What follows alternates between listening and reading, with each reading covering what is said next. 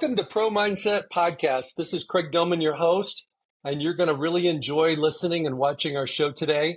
My guest is none other than Ed Wasielewski. Eddie's a good friend of mine.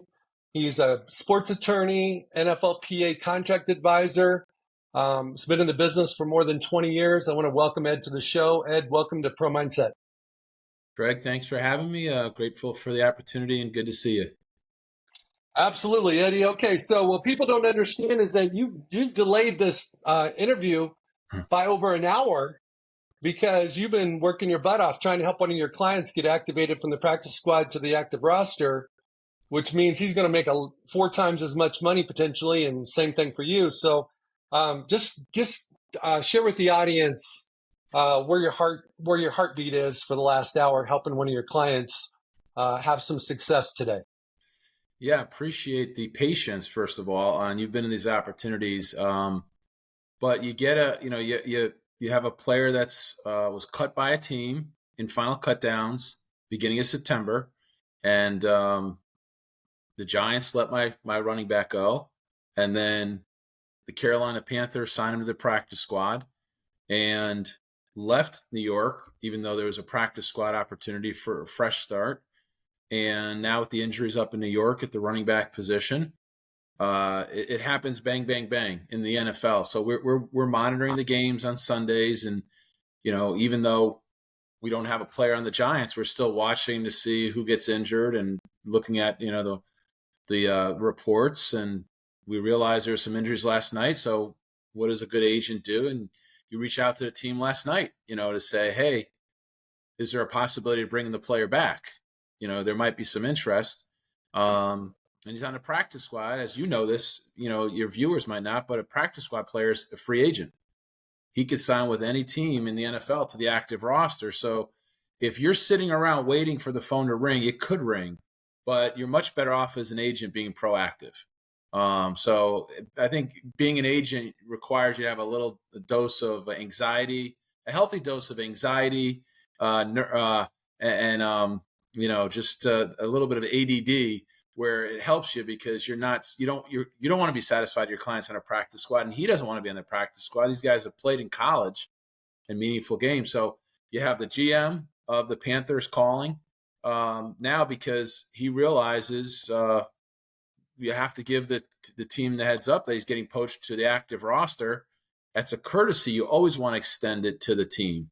And so you reach out to the team and, hey, and this team is going to sign the player, wants to sign him to the active roster. The player's, going to make that decision, but I think the player is leaning that way. And then the GM and head coach get together and they make the decision. They try to recruit the player back, perhaps, to their team. So, it's all public information. It's happening now. It's October 24th, I think, here. So, 2023 Monday, but it's happening, just happened. And so you have the Giants trying to sign the player to their active roster, and that helps the player's professional growth because he's going to play on a Sunday, and he's guaranteed 3 weeks on the active roster. It means he gets a credit season towards his pension. That's big. So Eddie, let me jump in there and say that, and correct me if I'm wrong, by him going to the New York organization and leaving the Panthers, he's guaranteed 3 game checks, which is big for these guys. Right. That's more than he would make on the practice squad for the entire season.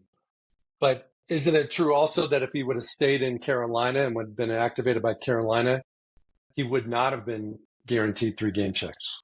Yeah, it's just small nuances. You're 100% correct. You've been in this many times before, but he is, yes, the team can say, we're going to play you this week, but the next week could come up and they could say, and it could be true, we have an injury at offensive line. We got to protect our franchise quarterback, Ed. We'll get him up. We're going to have to release him.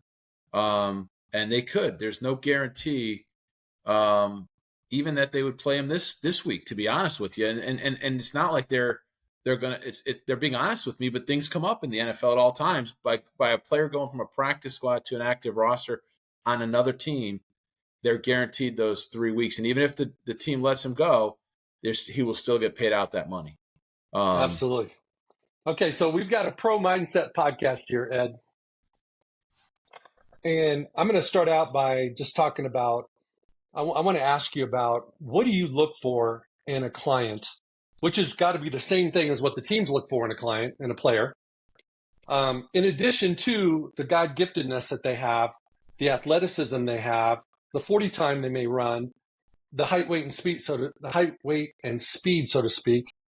What are you looking for in a player? Yeah, it's a great question. And I came in the business, fortunate to have met you as, 2006 draft. I came in 2003 and I was a young guy, my first draft pick. I had a 7th rounder, Ethan Kilmer. You had the 4th rounder, Damato Pecco. And you were very, gracious to get, to exchange some notes with me, share information, which I try to do with younger agents, pay that forward. I think that's one of your great traits. But what I look for in a player is I look for someone that's high character, that that their profession, their craft, they care a lot about it, but they're a good human being. They want a team around them.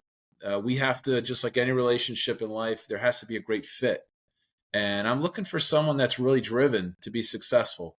And usually those kind of players that are driven to be successful have encountered some kind of adversity in their life, in their career. And so when I'm looking at the player's resume, I mean, it's nice if you're the first overall pick of the draft, but even those guys, I'm sure, have had encountered adversity, even if it was back in high school, or maybe they were a 2-star and they became a superstar in college with the Big Ten.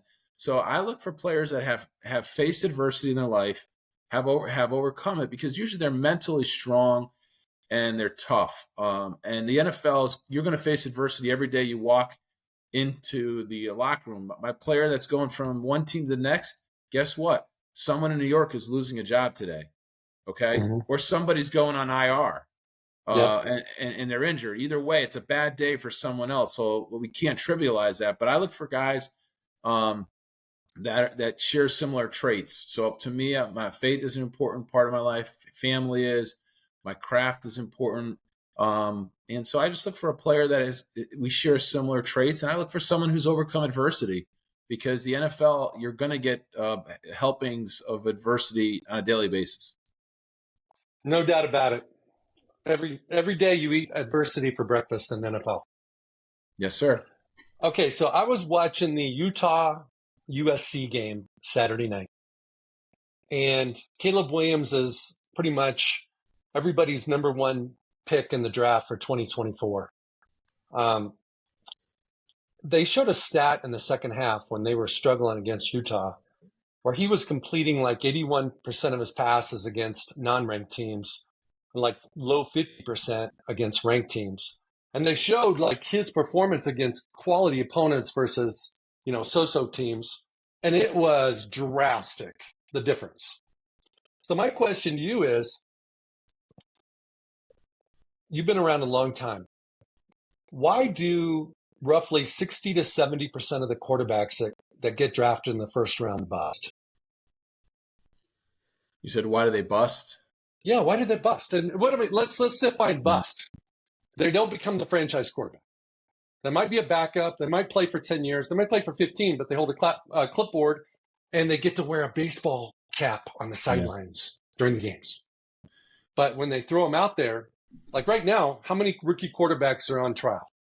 Got one in Houston, one in Carolina. We had one in Indianapolis before we went on IR. And I don't know if there's anybody else or not. You got the Chicago quarterback who was, from Shepherd, Bagent. Rookie, undrafted, yeah. But the expectations for him, he threw for like under 200 yards, and everybody thinks he's a second coming of Jim McMahon. Right. But if he was the first pick in the draft, there would have been a different expectation for him.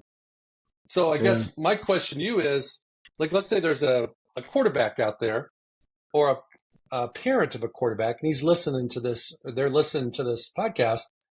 What is your wisdom on why does some of those guys, or most of those guys, bust?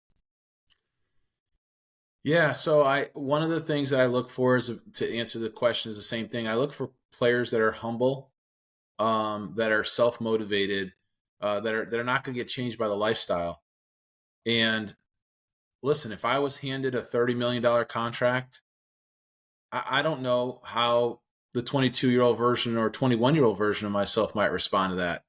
I mean, we all here can sit here and say, "Oh, I'm going to be the same person because I'm grounded in faith, and I'm going to, I'm going to continue the work ethic and everything." But even a little bit of a change, has a ripple effect, a domino effect. So I think it's complicated, but at the very core of it, like, how are you affected by sudden income, sudden wealth? There's a sudden wealth syndrome. Do you change your circle around you? Do you have people that change their relationships with you? Is there a parent that used to be the person that kind of kept you guided in the right direction, but now that parent is part of the team, the entourage, the payroll, and now that parent is worried that their role might be jeopardized or compromised, and they got to go along with things and maybe keep a little quieter. The reality is, I think also it depends on the organization you're drafted to. Like you, I go back and I look at some quarterbacks that maybe weren't successful. David Carr comes to mind in Houston, where I don't know what the numbers were, but he just had no offensive line protection. So if you're coming in from day one and you're used to having good offensive line protection, and you're going to usually these guys drafted in the top 5 are not going to good teams. And so good teams traditionally may not have good offensive lines. It makes sense, right? So why do they bust out? It's a little bit maybe on the player. Do you change who you are? Do you maybe work not as hard? Are you influenced by lifestyle, or the organization too? Is there unrealistic expectations? You got to come in from day one. Nowadays, these guys, I remember I lived through it. You got Brett Favre that went to Aaron Rodgers, and Aaron Rodgers sat for 3 years? But when Aaron Rodgers came into that spot in Green Bay, it was seamless. And then everyone said, "Oh, look at this guy should have been here. He should have been playing for the past couple of years, but maybe not." But when his time was ready, when his opportunity presented itself, he was ready. And let's not kid ourselves. That's adversity to a first-round pick. Aaron Rodgers had to sit in that green room in the draft and wait until the late 20s, I believe, when the Packers selected him. So he already had a chip on his shoulder by waiting through that. Now he had to sit for 3 years. So he took, even though he had the financial, the wealth with being a top pick, he didn't have the success on the field. He didn't have access to that real opportunity. He had a Hall of Famer in front of him. And instead of sitting there and, bemoaning the fact he wasn't playing, he just got into his craft. He took the adversity and he got better and better and better. And, this is a player that's going to be a first ballot Hall of Famer, won a Super Bowl, been on the big stage. And even now with the Jets, you see him rehabbing from injury, maniacally, right? That's not even a word. He's getting back. He wants to get back on the field this year. And so I don't know. I think it's tough because we want to, in society, we want to label these guys, but they're just young college players. There is no minor league in the NFL, really. There's no true minor league. It's the NCAA. And it's tough because they're still student athletes. We want to tell ourselves they're athletes, but it really is they're athlete students. In major college football, these guys are athletes first and then students seconds. And we students second. We can say whatever we want, but they really don't have the same college experience that I had, when I was coming out. And they have no choice. They got to go to practice. Their future livelihood depends on it. They got to get in there early, stay late. And so, yeah, there's a bust factor. But, there's so many things when you get $30 million. A lot of people are not going to earn $30 million in 1, 2, 3, 4, 5 lifetimes. And so these athletes get it to sign as quarterbacks. And it's honestly the most pressure-filled position in all of pro sports. No doubt about it. If you got a good quarterback, you could win, right, in this league and get into the postseason tournament. If you don't have that position, you're probably not going to be a playoff team. Absolutely. Okay, so Eddie, I'm going to give you a perspective here from this area code, which is I think that the biggest adversity you have as a first rounder is getting drafted in the first round. because the expectations are going to be that you're the face of the organization, you're the franchise quarterback. And for some reason, and I don't know, fans, I understand, they expect this guy to come in and light the world on fire from day one. But it's funny how it's now migrated from the fan base to the front office and the coaching staff. They now, because of maybe job security reasons or whatever, are just like, let's just throw this guy in. And Right. it's like, these guys are not ready. I mean, Steve Young went to the USFL, then he went, then he's in Tampa, and then I think he went to the 49ers, and he chased Joe Montana out of town, and you had back-to-back Hall of Famers. And you get the same type of situation in Green Bay, but the common denominator in both of those situations is the second guy had to wait. The second guy got a chance to develop. Yeah. And so, Carolina threw their guy in. Houston threw their guy in. Indy threw their guy in. That's okay. But odds are 2 of the 3 don't make it. 2 of the 3, odds are 2 of those 3 guys will not be starting quarterbacks in the NFL in 2025. Yeah, it is very tough. And I remember Steve Young. I think it was the Los Angeles Invaders, maybe. And I remember he signed, I was a young guy, but I remember he signed a long contract in the USFL, right? It was like 12 years or a lifetime contract. Oh, yeah, lifetime contract. Right. And the league folded, he's gone. But you just need some time to develop. We're human beings, and we all develop on God's plan, really. And our journey, is unique. Nowadays in the NFL, I mean, they're firing head coaches sometimes after a year. There's been a couple without getting into details. And GMs, if you can't, handle the pressure, you might last a year or two. But some of these owners are very impatient, and they want to win now. So there is a trickle down effect, and you can also make the argument these guys are maybe a little bit more ready, because in major college football, when you're playing in the SEC, that's very high caliber competition, or the Big Ten. I mean, that's as close as you get to an NFL competitive level. So these players might even be more ready than guys 15, 20 years ago. But there's too much money involved. The TV contracts are too wealthy. They're too lucrative. These head coaches are getting paid too much money. Everyone wants to get in that tournament right away. There's no such thing as really, even if you get a 5 or 6 year contract as a head coach, you could be gone in a year or two. And so it trickles down. You want to win right away, and you get pressure maybe from the ownership level. So the head coach sits in there, maybe the meetings with the quarterback, but then when he's gone, the head coach and the GM might take a meeting with their, on the guy up on the food chain, which is the owner. So even though, the pressure cuts both ways on those guys, and there is no really, I don't think there is any time nowadays to groom these players. I mean, you see what Green Bay did with Jordan Love behind Aaron Rodgers, but it's very rare in the NFL that guys are given a couple years at that position. Well, speaking of Green Bay, Ron Wolf, former GM, longtime successful GM for the Packers, used to make a habit of drafting a quarterback in the second day of the draft back then. Now it would be the third day of the draft, just as insurance. Matt Flynn, Hasselbeck, all these guys were drafted late and became players to some degree. I think the thing that is happening in the NFL right now is that everybody knows they need a quarterback. And when they need one, sometimes you see them almost like they fold the last month of the season to try to improve their draft status so they can draft one, and they don't develop anybody. And it's very difficult. The World League used to develop quarterbacks. Warren Moon wouldn't probably be in the Hall of Fame if he didn't go to the CFL.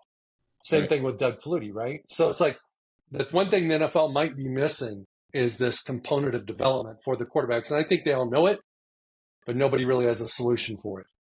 So, yeah, you hope that these, whether it's the XFL or USFL, gives players more of an opportunity to develop, but the NFL has to sign those players and bring them in. now with the expanded practice squad, 16 players, I think every one of these teams has at least a quarterback on the practice squad and the new rules. But yeah, if I was a general manager, I would probably have at least four. You never know when you're going to need them. Look what happened with San Francisco last year in the championship game. They Oh yeah. finished. They finished with Christian McCaffrey, playing quarterback, and then Brock Purdy throwing 8-yard, passes. Would have loved to see how that game turned around or how it turned out with the Eagles and the 49ers. But I think, as fans, we were cheated of a great game. But, that's the one position, probably the most important position in football and sports is a quarterback in football. But hey, you know what? They're risk and reward. You draft in the first round, you're paid a lot of money. And that's where you're going to find out. Sometimes players that don't get drafted in the first round may have that added chip on their shoulder. It may refocus them. That adversity may get them more narrowly focused on the goal, which is really to become a franchise quarterback in the NFL and then make your money down the road. It's just interesting how the player's mindset might shift whether they're drafted in the first round or drafted in the second round, top of the second round, a couple picks later. It's a lot. I find a lot of my players that are most successful, when I ask them these questions, they almost create their own chip in their mind, that chip on that shoulder to give them that edge, because someone's always hunting for your job. You saw Trey Lance, the quarterback in San Francisco, drafted very high, and then Brock Purdy comes along, the last pick of his draft, and the guy who's the third overall pick is traded out of town. The guy who's drafted as the last pick ends up becoming the starter. He's the franchise quarterback, and he's making less money in the year during the whole season than most quarterbacks are making in a quarter of one game. Yeah, he's got to be he's going to be for at least 2 years the lowest paid starting quarterback, or maybe the lowest paid quarterback period in the NFL. Not even starting. Yeah, no, he's got to be pretty close. Okay, so you signed it. Let's say you've signed a group of players getting ready for the pre-draft process, and they're going to. Let's say you got a handful of them that are invited to Indianapolis to the NFL Combine, which is the ultimate 4-day NFL job interview. Now, keep in mind, we send these guys to trainers, and they get ready. They do all the physical training. How do you personally, not something you might hire out, but what do you do to help your guys be successful in the pressure that they face in Indy? Because from my experience, sometimes the guys hit day 3 and they're ready to go home. Right. And they've been preparing for this for 2 months. It's something they've dreamed of. They've got all their family and friends going to be former teammates watching them on TV. And yet they just want to, it's like a frog in a boiling pot of water. They just want to jump. How do you prepare your guys for that pressure? Yeah, so no matter how many interview prep coaches you hire, no matter how many training facility dollars you spend, at the end of the day, you're not going to prepare the player for actually being in that hot seat all 4 days, 5 days. You can't hire that away. It's something you just try to instill in the player. And I think of the players that have had over the years that have been to Indy that I think back on, it's really, you start preparing the player for the day you start recruiting them. Because when you're developing the relationship with a player, you're being honest with them and you're being transparent, you're being authentic. Because you're not trying to sell them a dream that, oh, you sign with me, I'm going to get you fancy cars, I'm going to get you moved up the draft board. I want to know how these players think. I want to know if it's a good fit for me. And I want to hopefully give them a little wisdom over my years of experience. And so I'm starting to tell them as we're getting to know each other, hey, this is what you're going to want to do. And it happens organically. If a player's worried about his 40 time, he's a great college player, but he's worried about his 40 time. Well, I tell him, well, you don't have to necessarily run the 40 at the combine. Let's see how the training goes. Let's see how the season goes. If you have a high ankle sprain, you might not be prepared. If your training goes well, you may be ready to do that. It's about preparing the player a lot of times of what's coming down the road. Um, and some of the things that are beyond your control you have to let these players know ahead of time. You got to let them know they're not going to get a lot of sleep. They're going to be up at all hours of the morning doing drug tests, doing meetings, staying up late. And you have to control the things you can control, which is your attitude and your effort. And you could game plan for a lot of this. So the things that are within your control, you can't stay up till 10, 11, 12 o'clock at night. You got to get your rest. In order to maximize your performance, whether you're a player or an agent or a GM, coach, financial advisor, you have to get your rest. You have to eat right. You got to sleep right. You're going to have a natural amount of anxiety and nerves, running through your body, adrenaline, like a game day. And the best you do that is just getting your reps and being and creating good habits. Repeat good habits daily. I talked to a veteran NFL player one time, and that's what he said. Eddie, repeat good habits daily. Repeat good habits daily. And this is a guy who played at a very high level, and that's true. So when I'm talking to my players, when I start to recruit them, I want to know what their habits are. Are you going to, if they're like, no, and I notice they're on social media retweeting stuff at 11:30, 12 o'clock, 1 in the morning, I might throw out there, hey, I saw you on social media last night. What were you doing? Oh, that's okay. Now, I was up a little bit later. Now I'm thinking maybe the guy, stays up late and doesn't get enough rest. Maybe he's more concerned with social media than he is about his performance, his craft. And then also, is the player open to coaching? Because at the end of the day, I'm not a general manager. I'm not a head coach. I can't, select him in the first, second, third, fourth round. But I am an expert at what I do. I've been through 21 NFL seasons. I talk to a lot of front office guys, and I'm a part of the inner circle now. I've worked my way to wherever I am in my career, and I know how it works. And if a player's not open to coaching, and I notice something and I try to help him out and he ignores it, maybe that's not a good fit for me. Maybe that's a guy that's projected to be a third or fourth rounder, but now I see he's up late at night, he's eating poorly, he's social media, he's fighting with a girlfriend on social media. These are not, maybe this guy is not ready for the big spotlight. And I think a lot of players think if I'm invited to the combine, I've made it. That's not true. If you have, you might have 100 players invited to the combine that aren't drafted. And there's always 30 or 40 guys, right, that aren't at the combine, that have great pro days and great process, great all-star game, and they end up getting drafted.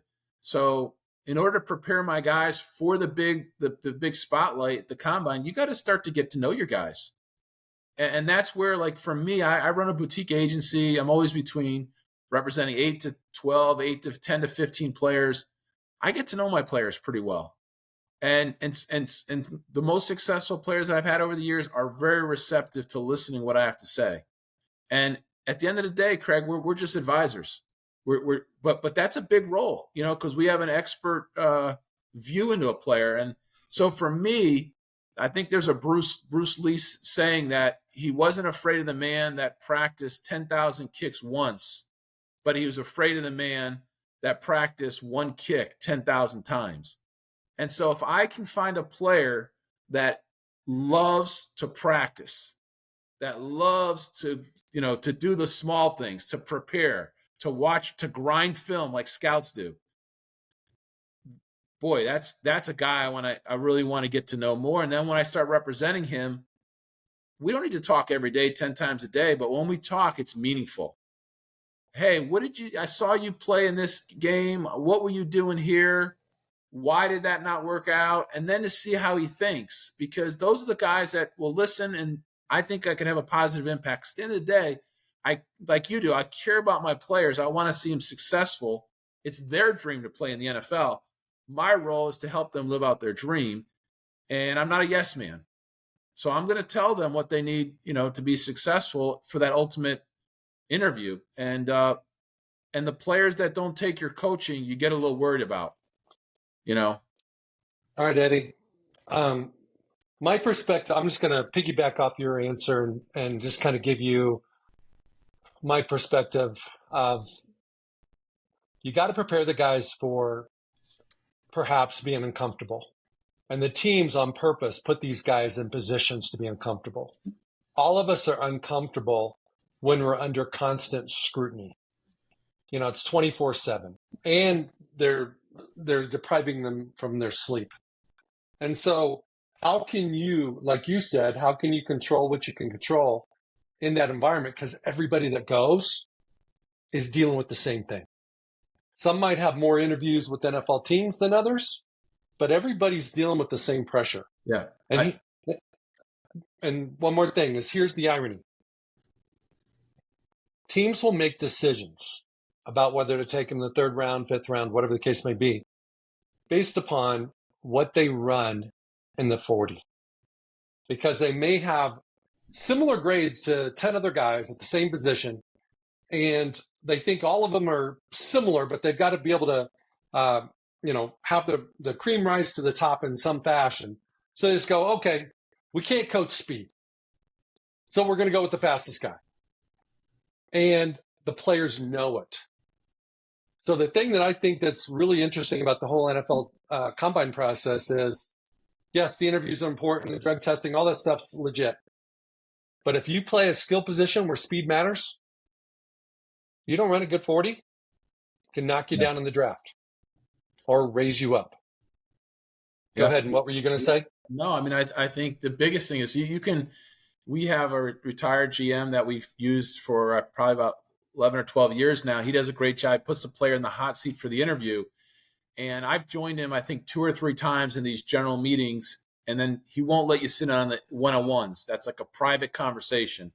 But this is a GM that I hold with in very high regard, and he'll use every curse word in the book.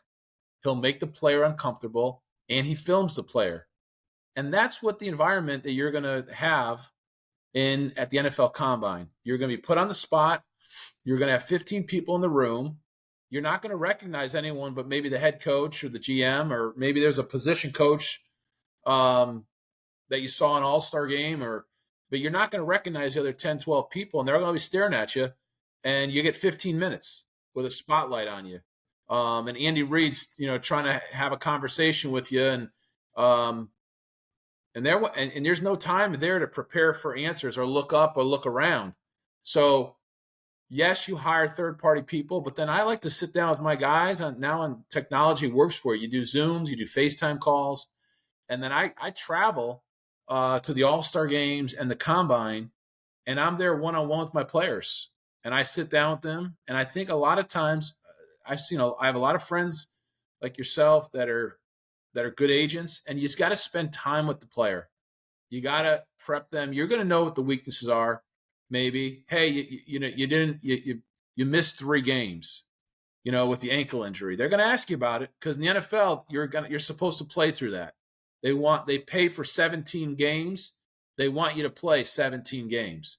So you got to prepare them for the tough questions, because they're going to come.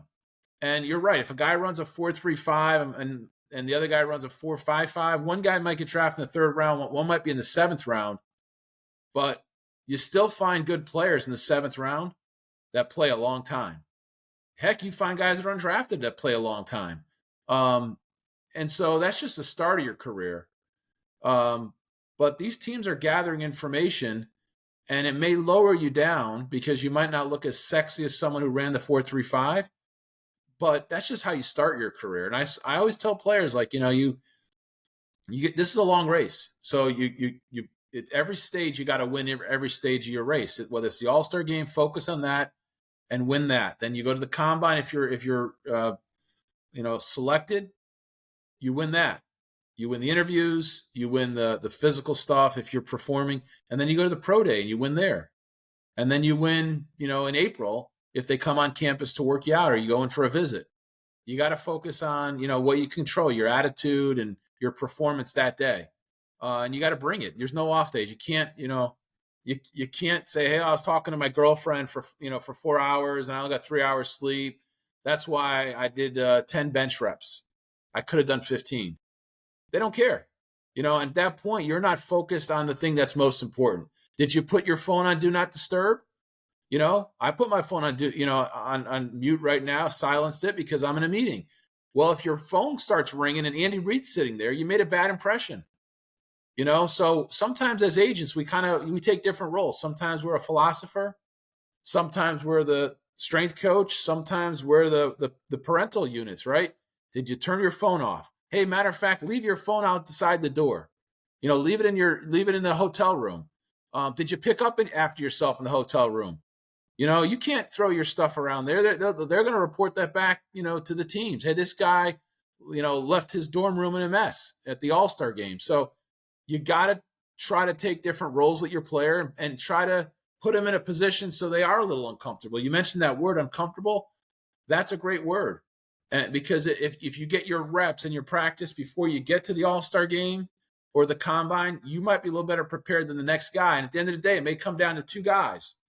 Are they going to select your guy or the other guy? And sometimes you can control that. But I think a lot of times the players that are successful, they win every stage of the marathon. And if you do that, you're probably going to finish strong. Eddie, one of the things that I found with players is that they see the NFL draft as the finish line. And everything is, agents talk about it, parents talk about it, media talks about it, and players talk about it. And that is how high you're going to get drafted. And we both know the higher you get drafted, the more money you make, the more opportunity you're going to get, all those types of things. The most important time is actually in training camp. And it's really once you start feeling the pressure of losing some reps and things like that happen to young players as the impending cut is coming around the corner. So my question to you is, let's go back to your 4.35 guy and your 4.55 guy. And let's say they're both receivers. And let's say they're both similar athleticism in every respect except for the 40s that they did at the combine. The question is, which guy can play the best when it matters the most in preseason games, in scrimmages, in practices, red zone, whatever it might be in practice, with the idea that if they don't produce, there's only one spot. And both of those guys happen to be in the same camp with the same team. How do you coach your guys to just be everything they can be, not more, but not less? So they can, because at the end of the day, if they do their best and it's not good enough, how much better could they have done if they did their best? Yeah. They can't. Just do your best. So if you do your best and you don't make it, it wasn't meant to be. The organization had other plans. But what I find happens to most players that don't make it is they didn't do their best. And they wish they would have kind of program. So how do you, drafts in the rearview mirror now. They're in training camp.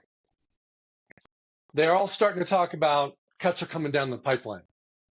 How do you advise your clients to stay focused on their performance and not focus on the cuts? Yeah, it's going to sound repetitive here, but if I woke up today and I started worrying about my wife's job, whether she was going to do it or correctly, or if I started worrying about my boy in college, his exams coming up, I would drive myself crazy because I don't even believe in the word worry. I am not those human beings. So what I try to, talk to my players on a regular basis about is there's no such thing as worrying about it. You control your own destiny. The draft is the starting point. It's not the end. The guys that think the draft is the end point are going to be really feeling it in OTAs and training camp and the preseason, because that's when the real battle for your job begins. Now you have to, if you want to win a spot as a rookie, you got to take someone else's job. That's usually a veteran player who might have a wife and a family and mouths to feed. So this is a guy who's really, and he's been there before, maybe 5-6 years. So I tell my players, it's really about controlling your effort and what you bring on a daily basis. And if you build every day, one good day upon the next, at the end of the day, you're going to have a compelling argument why they should keep you on that team. Even if you have just 2 reps and you get, you get two opportunities on special teams, make them the best reps possible. And then, maybe the next day someone rolls an ankle and they're looking for someone to pick up some reps, and they say, hey, Joe here had some great reps. We're going to give him a couple more reps. And that turns into 4 or 5. And that might turn into, 6 to 10. But if you're not consistent and you're not reliable, remember, you got to win over a grown man coach in your position room. And you that's a guy whose job's on the line with the head coach. He can't just willy-nilly pick whoever he wants out there. His job's on the line. So you have to be reliable and win his trust. Just like when you got to a college campus, you're starting all over again. But in college, they don't redshirt you in the NFL. It's very harsh. I mean, you could say they do. They cut you. They put you on the practice squad. But if you're a draft pick, you're expected to come in and perform at some level, especially if you're first, second, third, fourth, fifth rounder. You're probably going to make the team, and they have a role for you. If you're in the late part of the draft or undrafted, you got more of an uphill battle.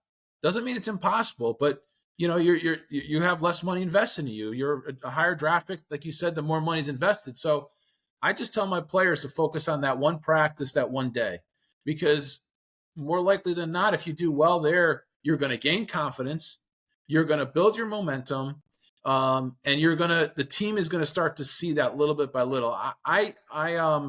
I'm a very big believer in, if you make your bed every morning, you just have the first victory of the day. And so I like to read in the morning and journal, and sometimes it's just I practice gratitude, journaling. I'm thanking God for waking me up. That's the greatest blessing. I'm expressing gratitude towards my family, people who have helped me in the past.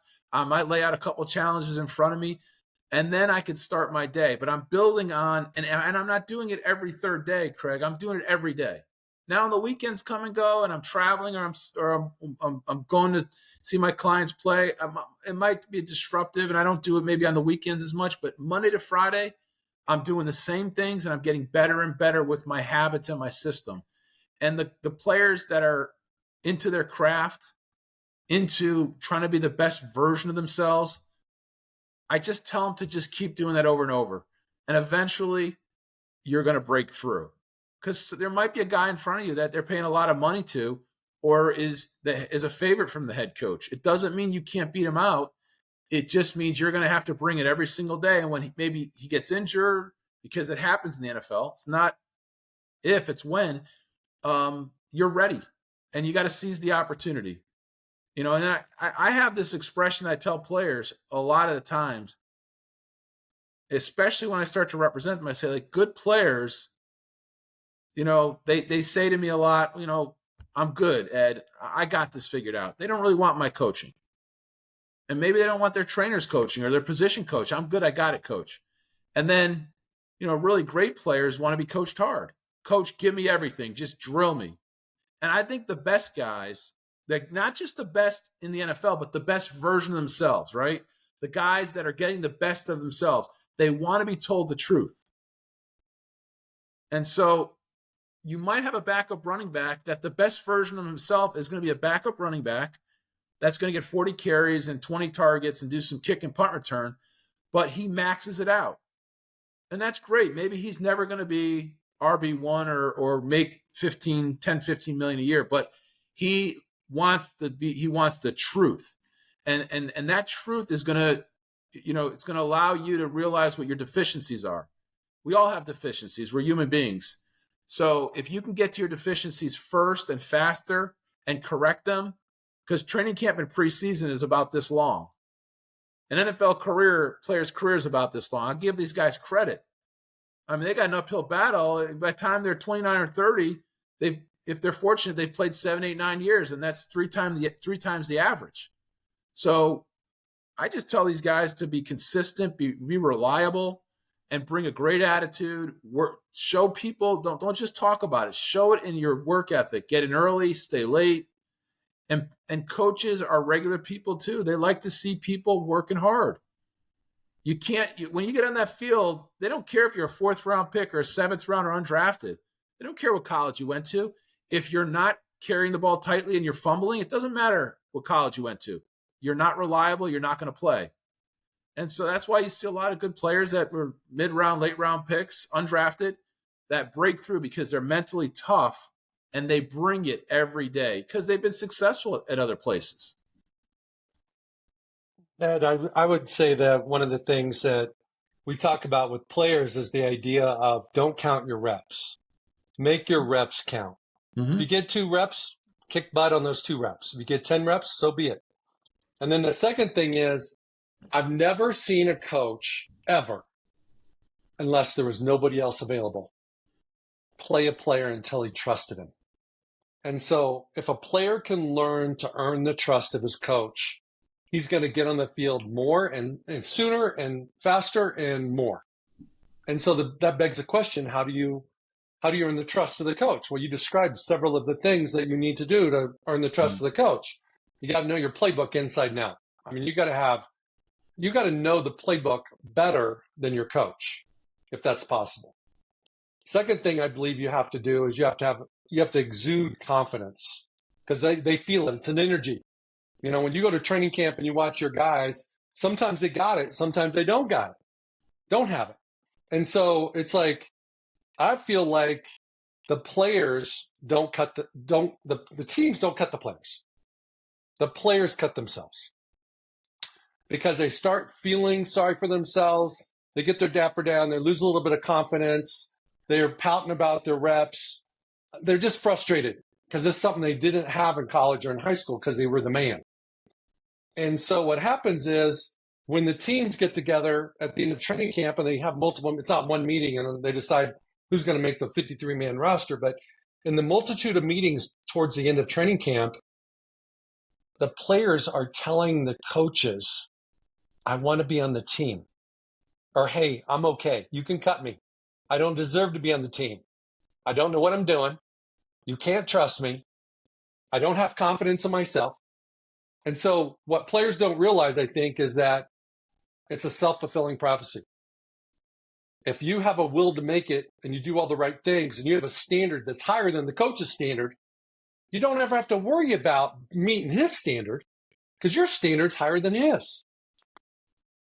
Okay, so we're gonna bring this to a conclusion with, let's pretend that you're sitting down with the family, you're sitting down with the player.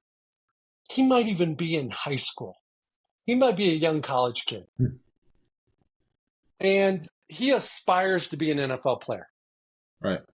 What kind of, you can't go from, sophomore in high school to the NFL.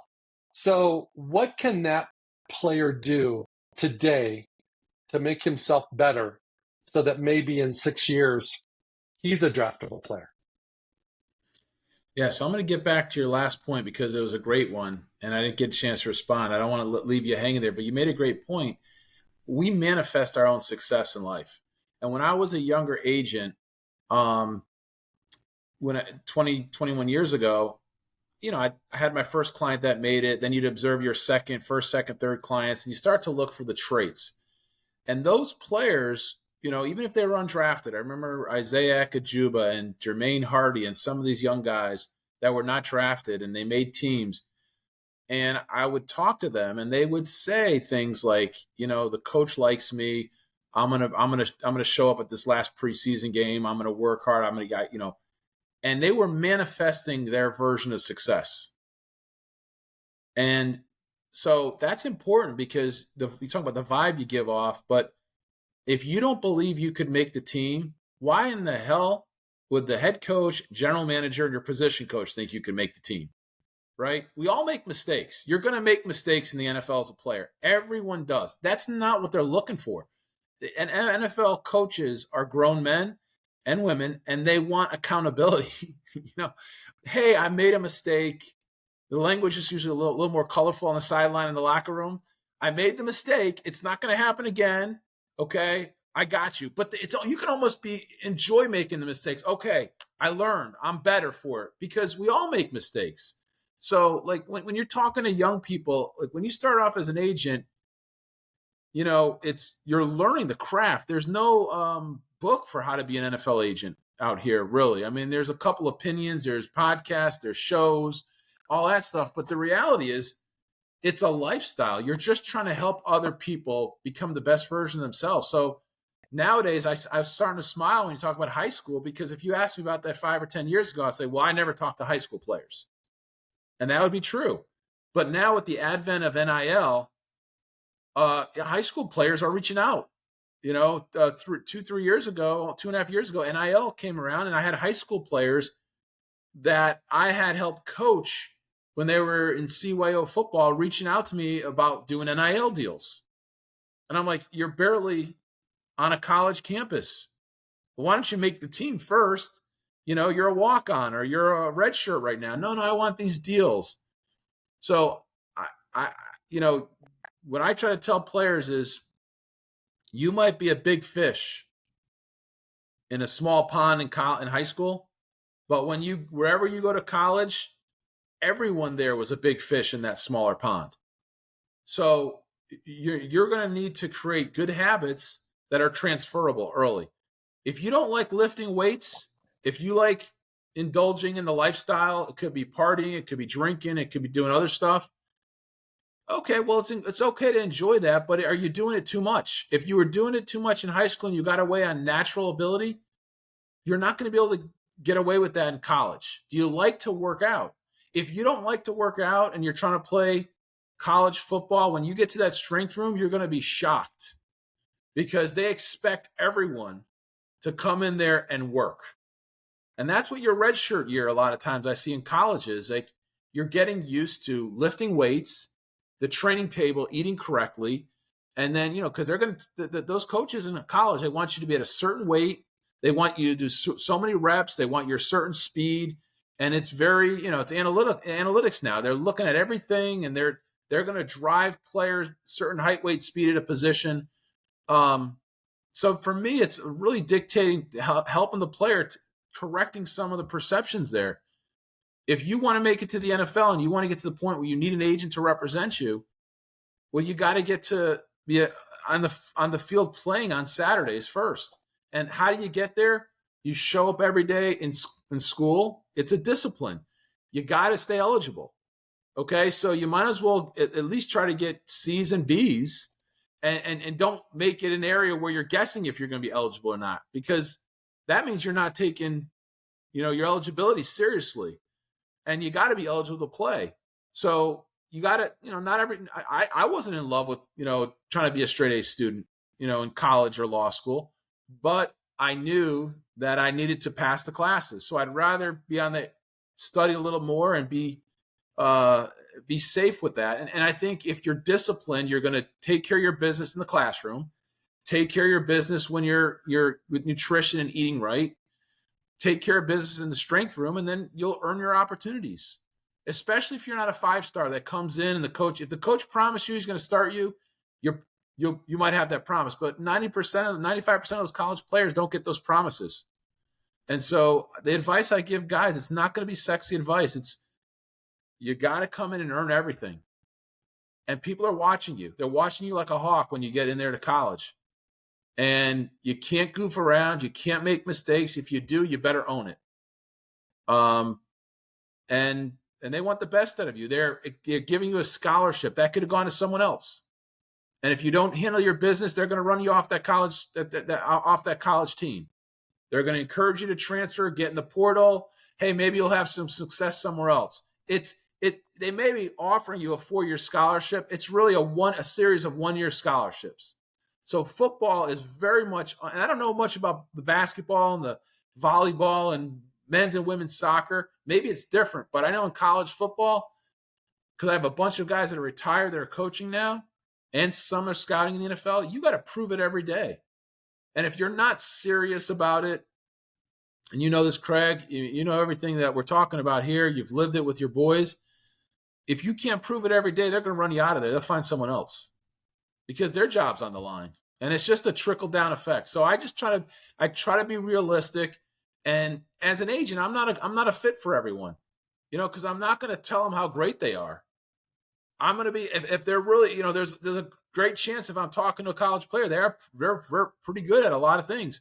But we're all humans. We all can get better and become the best version of ourselves. So I get real picky, and I'm also very honest with these guys and authentic. And that's not for everyone. So if I'm sitting in a living room talking to you, I will tell the player what he's done great, and then I also say, and I ask him, I like to ask open-ended questions. Where do you think you need to get better? Because then the player has his own conception, or his family, of where he needs to get better. We all need to get better, because when you're going from college to the pros, maybe you're the 5th best running back in the draft, but when you get to the NFL, that might make you the 47th best running back in the NFL. So no doubt. No doubt. I want to pick you. That's an important race there that I think a lot of guys don't understand. At the end of every draft, only one guy wins the race, the guy who's picked first overall. And so, they all lose the draft except for that one guy.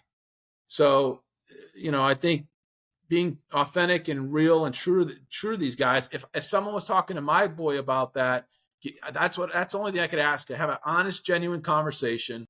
Ask the player and family where they think they need to get better. Where do they think their strengths lie? And then, I don't own any draft picks. I'm not a GM or a head coach, but I will give you my honest assessment. I'll talk to teams and I'll watch the film. Ed, 2 thoughts. One is that if we're talking to a high school kid, they do not understand how much of a business college sports is. And college sports and pro sports are not that much different. Obviously, there's a draft in the pros. There's more money. There's a lot of different things contractually, CBA-wise. But college football is a business. If you don't have 10 toes down, if you're not all in, if you don't become a man really, really soon, you're not going to make it, and they are going to ask for your scholarship back. And you're not going to, if you get a scholarship to Penn State, you're not going to finish your career at Penn State. Somebody else is going to take your scholarship if you're not a man and if you're not treating it as a business. And then the second thing I would like to add is there's actually, in my mind, there's 2 dudes that are happy on draft weekend. The first guy and the last guy. Because everybody in between thought they were going to get drafted higher. But the last guy, there's 5,000 people wanting to be that last guy. So when Brock Purdy was drafted in 2022, he was a happy camper. I don't even know who Mr. Irrelevant was this year. But it's like that last guy is nobody wants to be the last guy until there's only one pick left. Right. And everybody wants to be the last guy, right? Yeah, life is about perception, right? It's like when we were kids and they're picking teams for kickball or something, or you're playing up on the basketball courts and you go to the town league and they're like, hey, there's 20 of us and you want to be in that 10 to get picked. Hey, it doesn't matter if you're 10 or 3rd, you're playing. You're staying on the court if you win. No doubt. Ed, thank you so much for being on Pro Mindset today. I hope the audience gained some wisdom and some knowledge from your feedback and perspective. It's always a joy to talk to you. I appreciate you jumping on the show. I think you were probably worried that I would ask you some crazy questions, but these were all pretty easy layup type questions. And I appreciate your contribution today. Well, Craig, grateful for the opportunity. If you want to get together again and ask some other questions, we'll do it. We'll run it back. But thank you. Sounds good. Hey, it's Craig Doman, the host of Pro Mindset Podcast. I want to thank you for listening or watching today's show. And you can catch us every week on the normal social media platforms like YouTube, Facebook, Instagram, and all the listening podcast platforms. I hope you enjoyed today's show, and more importantly, I hope you gained a pro mindset insight. Please be sure to rate and review Pro Mindset Podcast, and I look forward to catching up with you on our next show.